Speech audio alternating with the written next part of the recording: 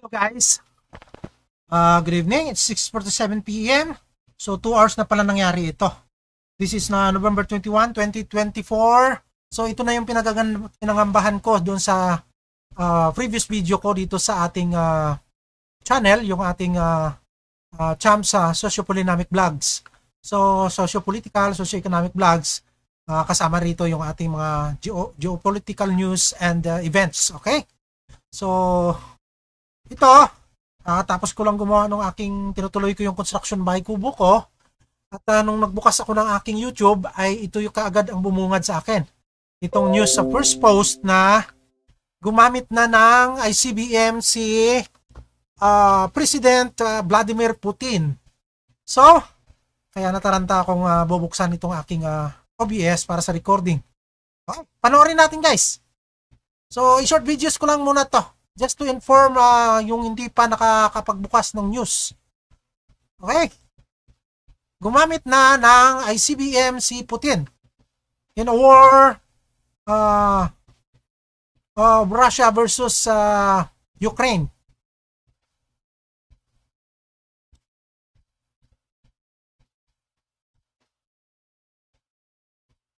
So without further ado, play natin guys. So live ito ngayon. Live sa first post.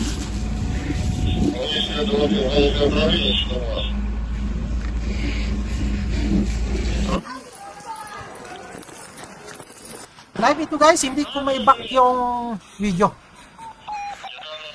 So gumamit na ng ICBM si Putin in a war of Russia versus Ukraine.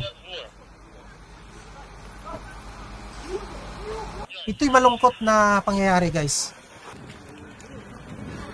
Kasi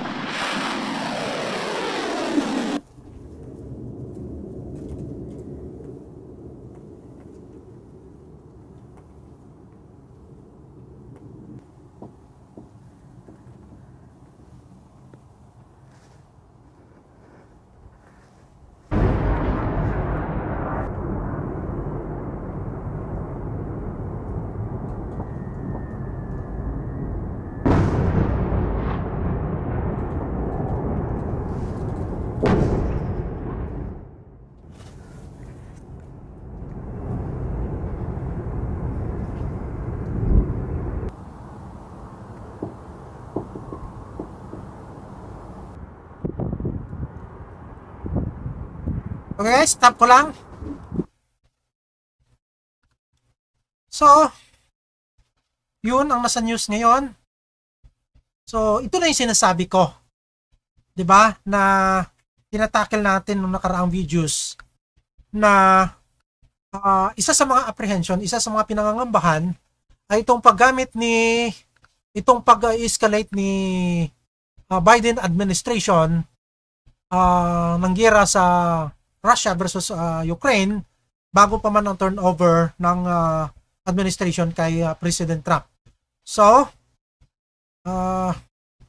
medyo malungkot kasi umaasa pa naman tayo na under Trump presidency matigil na itong mga giyera na to.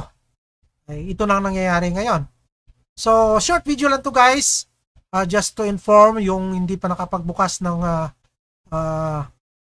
hindi pa nakapagpanood ng news. So, mayroon na talagang escalation ngayon na nangyayari doon sa giyera. So, Putin uses authorized and uses intercontinental ballistic missile, ICBM. So, sana naman, huwag lalagyan ng nuclear warheads itong ICBM na to.